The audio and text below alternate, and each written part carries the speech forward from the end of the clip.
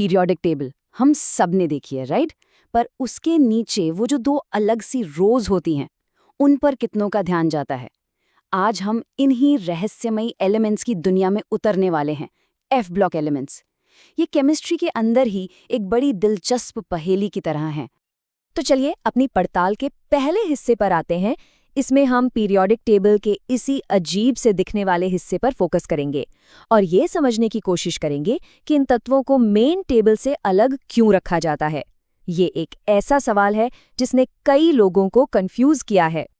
ये सवाल तो दिमाग में आता ही है ना? कि पीरियोडिक टेबल को देखते हुए ये दो रोज हमेशा नीचे अलग थलग क्यों रखी जाती हैं? क्या ये सिर्फ जगह बचाने का तरीका है या इसके पीछे कोई गहरा केमिकल रीजन छिपा है? एफ ब्लॉक एलिमेंट्स की ये अजीब सी प्लेसमेंट एक पहेली जैसी है जिसे आज हम मिलकर सुलझाने वाले हैं। इस पहेली को सुलझाने के लिए हमें इन एलिमेंट्स की एकदम कोर डेफिनेशन पर जाना होगा। इनके इस तरह अलग रखे जाने का राज इनके इलेक्ट्रॉनिक स्ट्रक्चर में छिपा है। तो चलिए अब जानते हैं कि इनके इस अनोखे ग्रुप का असली कारण क्या है। तो ये है एफ ब्लॉक एलिमेंट्स। इनकी सबसे सीधी साधी पहचान ये है, ये वो एलिमेंट्स हैं जिनमें आखिरी इलेक्ट्रॉन एफ ऑर्बिटल्स में जाता है।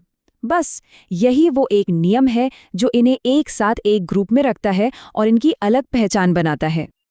अच्छा, एफ ब्लॉक को ना दो सीरीज में बांटा गया है। पहली है लैंथेनॉइड्स, जिन्हें अक्सर रेयर अर्थ एलिमेंट्स भी कहते हैं, हालांकि असल में ये उतने भी रेयर नहीं हैं। इसमें सीरियम से लेकर ल्यूटेशियम तक 14 तत्व हैं। और दूसरी सीरीज है एक्टिनॉइड्स की। इसमें थोरियम से लेकर लोरेंशियम तक 14 तत्व हैं। और हाँ, इस सीरीज के सारे मेंबर्स रेडियोएक्टिव होते हैं। अब जो चीज़ इन्हें वाकई में इंटरेस्टिंग बनाती है वो है इनका इलेक्ट्रॉनिक कॉन्फ़िगरेशन। देखिए, लैंथेनॉइड्स में 4f ऑर्बिटल भरता है और एक्टिनॉइड्स में 5f ऑर्बिटल। यहाँ मज़ेदार बात ये है कि f, d और s ऑर्बिटल्स की एनर्जी लगभग एक जैसी होती है। इसका मतलब ये कि इलेक्ट्रॉन बड़ी आसानी से इन ऑर्बिटल्स के बीच छलांग लगा सकते हैं और इसी वजह से इनके बिहेवियर में थोड़ी अनप्रिडिक्टेबिलिटी आ जाती है। चलिए अब इन एलिमेंट्स का एक प्रोफाइल बनाते हैं। इनके वो कौन से केमिकल गुण हैं जो इन्हें खास पहचान देते हैं, उनको समझते हैं। ये नंबर देखिए, +3। ये एक नंबर इन तत्वों की पूरी कहानी बयां कर देता है। मतलब जहां दूसरे एलिमेंट्स कई अलग अलग ऑक्सीडेशन स्टेट्स दिखाते हैं, एफ ब्लॉक के ज्यादातर एलिमेंट्स के लिए +3 स्टेट सबसे कॉमन और सबसे स्टेबल होती है। ये उनकी केमिकल आइडेंटिटी का समझिए आधार है। तो ये बात याद रखने वाली है कि इनकी पूरी केमिस्ट्री की चाबी इसी स्टेबल +3 ऑक्सीडेशन स्टेट में छुपी है। ज्यादातर चीजें यहीं से तय होती हैं। इसके अलावा भी इनमें कुछ बड़े दिलचस्प गुण हैं, जैसे ये रंगीन आयन बनाते हैं। क्यों?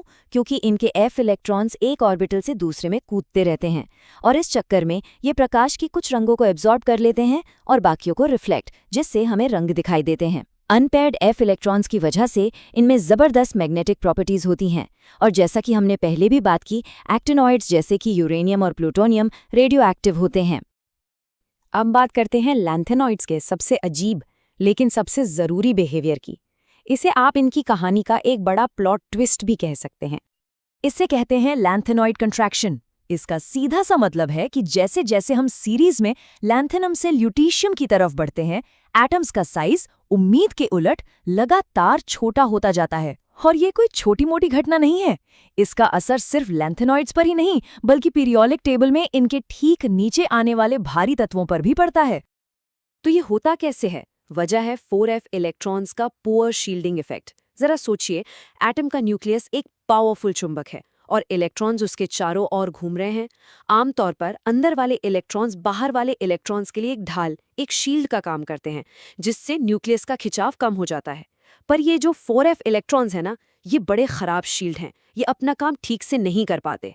नतीजा, न्यूक्लियस का खिंचाव बाहरी इलेक्ट्रॉन्स पर बढ़ जाता है और एटम का साइज सिकुड़ता चला जाता है।